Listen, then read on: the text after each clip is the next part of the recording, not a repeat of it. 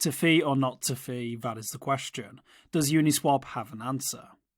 The Uniswap Governance Forum is once again debating whether to activate the protocol's fee switch, which would finally see revenue accruing to DeFi's leading decentralized exchange. This isn't the DAO's first attempt to utilize the feature, with previous efforts hampered by regulatory concerns. Currently, traders' swap fees go directly to the liquidity providers who supply pooled tokens necessary for trading. Liquidity providers can choose to deposit into pools with fee tiers of between 0.01% and 1% in Uni version 3, or a flat 0.3% in Uni version 2. The fee switch would siphon off some of these fees, returning them to Uniswap itself. The protocol currently makes no revenue despite daily volumes, which routinely top $1 billion, and a total value locked of more than $4 billion across 6 blockchains. This latest proposal, authored by GFX Labs, was brought to the DAO Governance Forums on May 10th. The suggestion is to activate the switch with a fifth of swap fees being rerouted, though exact amounts remain up for discussion. Weighing the pros and cons. Benefits of the move include bolstering and diversifying the project's treasury, which is entirely made up of Uni tokens allocated to it at launch. While the DAO holds one of the DeFi's largest treasuries, the dual benefit of covering expenses via fees, whilst not diluting the token's circulating supply, would ensure that Uniswap remains well funded into the future. Future benefits could also include the distribution of protocol revenues to Uni holders, though this would require its own governance debate.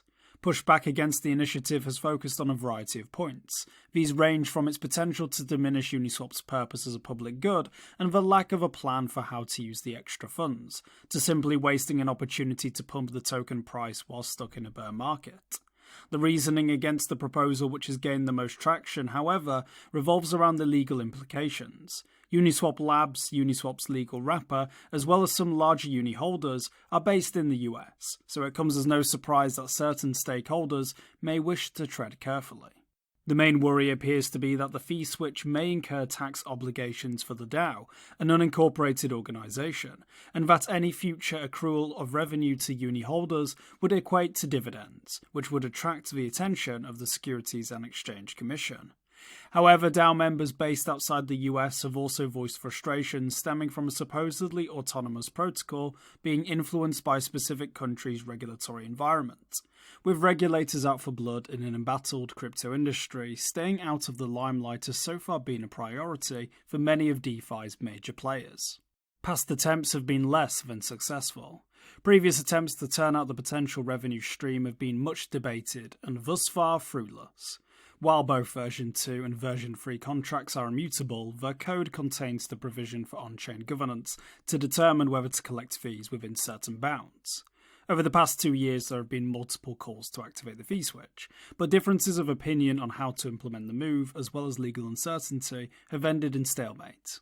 After version 3's launch in 2021, discussions began on flicking the version 2 switch, but fizzled out when there was no firm response regarding the legal implications. Then last summer, the idea of a pilot program picked up more momentum, even passing a snapshot vote to check if there was sufficient appetite before supposedly moving to on-chain voting. However, after being postponed until December, the campaign eventually stalled in the face of uncertainties around taxes. So the question is, will things be different this time?